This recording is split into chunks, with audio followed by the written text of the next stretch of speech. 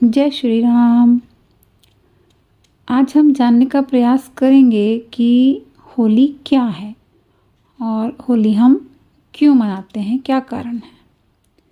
हमारी जो daily life है, जो हमारी रोज़मर्रा की ज़िंदगी है, उसे हम अपनी इच्छाओं, कामनाओं को पूरा करने में ही लगे रहते हैं और इतने बिज़ी हो जाते हैं हम अपनी लाइफ में कि उस परम ईश्वर को, भगवान को भूल ही जाते हैं। हमारे पास समय ही नहीं होता है उनकी पूजा करने का। त्योहार आते हैं उस परम ईश्वर को याद दिलाने के लिए, हमारी चेतना के ऊपर जो गंदगी जमा हो गई है उसे साफ करने के लिए। तो इन्हीं त्योहारों में एक त्योहार है होली। हिंदू धर्म के अनुसार प्रतिवर्ष फाल्गुन मास के शुक्ल पक्ष की पूर्णिमा तिथि की रात को होलिका दहन किया जाता है और अगले दिन गुलाल, रंग, फूलों आदि से होली खेली जाती है, जिसे हम फाग या दुल्हनडी भी कहते हैं। बसंत ऋतु के आगमन और बुराई पर अच्छाई की विजय का प्रतीक है होली का त्योहार। इस त्योहार पर हम सभी आपसी मतभेद भुलाकर एक दूसरे के साथ गले मिलते हैं, एक दूसरे को रंग लगाते हैं और मिठाइयाँ खिलाते हैं। होली का त्योहार मनाने के पीछे कई पौराणिक कथाएं हैं। उनमें से एक कथा ये भी है। पौराणिक कथा के अनुसार भक्त प्रहलाद विष्णु भगवान के बहुत बड़े भक्त थे और उनकी भक्ति करते थे। लेकिन प्रहलाद के पिता हिरण्यकश्यप को भगवान विष्णु से वरदान मिला हुआ था कि इनकी मृत्यु न दिन में होगी, न रात में होगी, न घर के अंदर, न घर के बाहर, न धरती पर, न आसमान पर, न किसी शस्त्र से, न किसी अस्त्र से। एक तरह से उनको इच्छा मृत्यु का वरदान मिल गया था।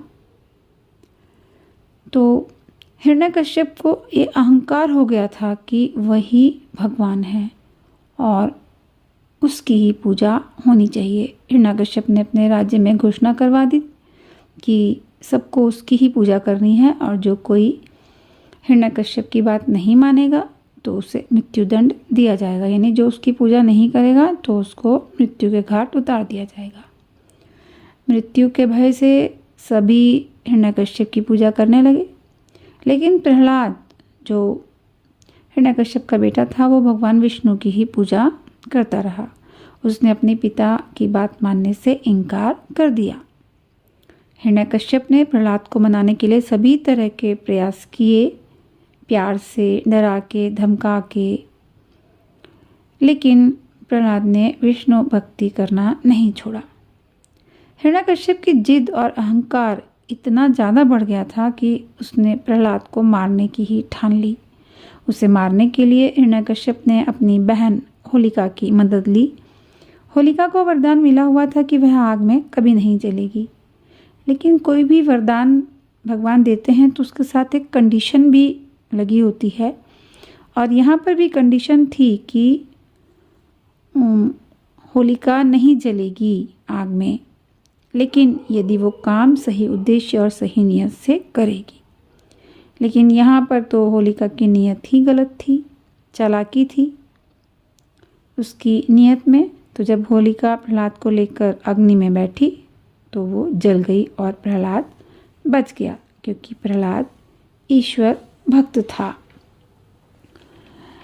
कहानी अभी अधूरी है। हिरण्यकश्यप को इतने से भी संतोष नहीं हुआ, उसका मन नहीं भरा इतना बड़ा गलत काम करके भी।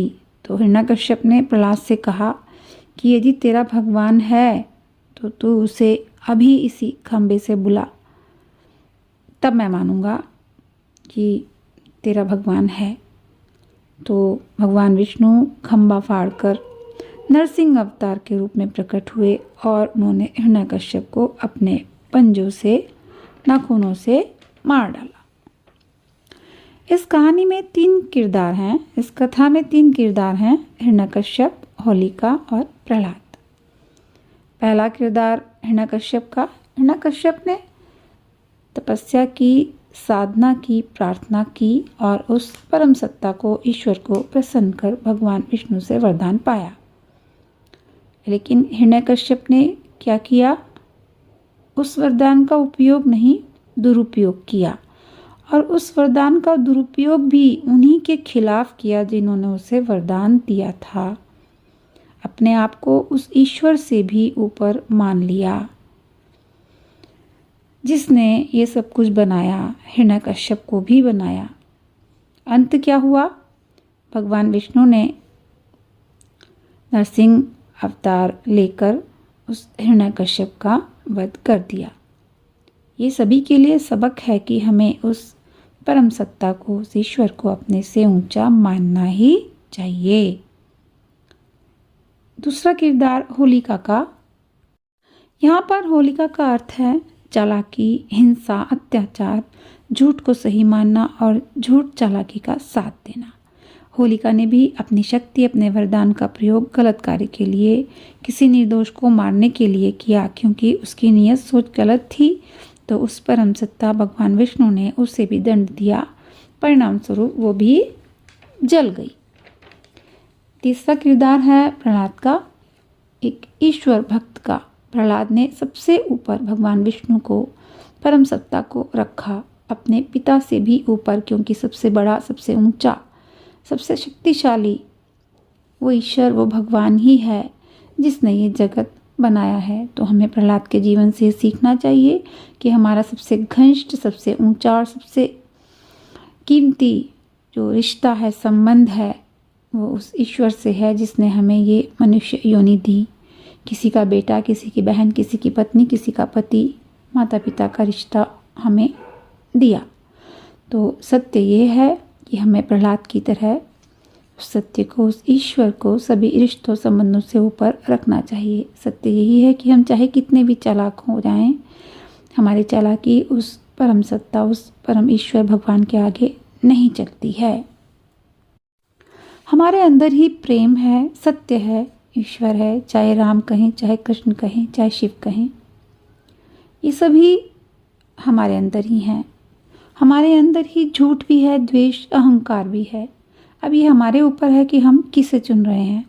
होलिका और हिरण्यकश्यप अलग अलग समय में, अलग अलग रूपों में हमारे सामने आते रहे हैं और आते रहेंगे। हमें हमेशा से ही इनसे लड़कर जीतना है, अहंकार को ही हमें मारना है। यदि हम जीवन में आनंद चाहते हैं या मुक्ति चाहते हैं तो भगवान के प्रति सच्चे विश्वास, श्रद्धा को हमेशा सबसे ऊपर रखना चाहिए। दूसरी पौराणिक कथा है शिव पुराण के अनुसार हिमालय की पुत्री पार्वती शिव से विवाह हेतु कठोर तपस्या कर रही थी और शिव भी तपस्या में लीन थे। इंद्र आदि देवताओं ने शिव जी की तपस्या भंग करने के लिए कामदेव को भेजा, क्योंकि इसमें इंद्र का भी स्वार्थ था। शिव पार्वती का विवाह होता तो उनकी संतान होती और उस संतान के द्वारा ताड़कासुर का वध होना था, जिसने इंद्र और स्वर्ग के अन्य देवताओं को परेशान कर रखा था। कामदेव ने शिव पर अपने पुष्प बाण से प्रहार किया, जिससे शिव की समाधि तो भंग हो गई और उन्होंने पार्वती से विवाह भी कर लिया। लेकिन समाधि बीच में भंग होने के कारण क्रोध में उनका तीसरा नेत्र खुल गया और कामदेव भस्म हो गए। लेकिन जब शिव पार्वती का विवाह हो गया तो कामदेव की पत्नी रति को भी शिव जी से वरदान मिला कि कामदेव फिर से जीवित हो जाएंगे। उस दिन को उत्सव की तरह मनाया गया और वो दिन फाल्गुन शुक्ल पक्ष की पूर्णिमा का ही दिन था। लेकिन आज के समय में होली का त्यौहार, इसका जो रूप है वो बदल गया है। यह त्यौहार अब हुड़दंग का, शराब अफीम पीने का, नॉनवेज खाने का, कीचड़ से खेलने का त्यौहार ही होकर रह गया है। तो हमें करना क्या चाहिए कि दोनों जो कथाएं हमने सुनी उनके अनुसार हमें काम की भावना को जलाकर सच्चे प्रेम की जीत के रूप में ही होली का त्यौहार मनाना हमें चाहिए। जय श्री राम।